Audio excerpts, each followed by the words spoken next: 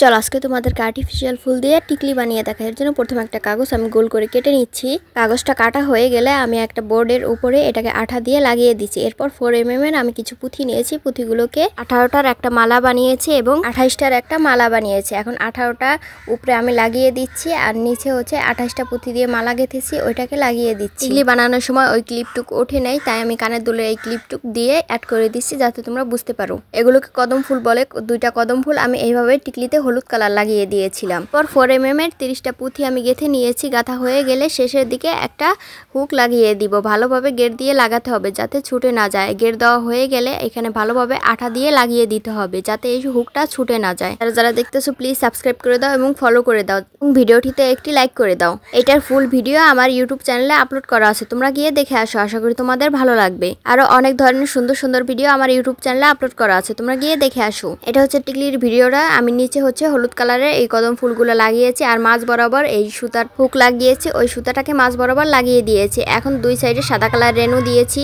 তারপর এক সাইডে গোলাপি, এক সাইডে হলুদ, সবুজ আর গোল্ডেন কালার লাগিয়ে দিয়েছি। আর এটাকে বেলি ফুল বলে। বেলি ফুল দিয়ে যখন কাজ করবে সবগুলো পাপড়ি ছুটিয়ে আঠা দিয়ে আবার ভালোভাবে লাগিয়ে তারপর ফুল দিয়ে কাজ করবে। ফুলটা লাগানো হয়ে গেলে আমাদের টিকলি একদম কমপ্লিট।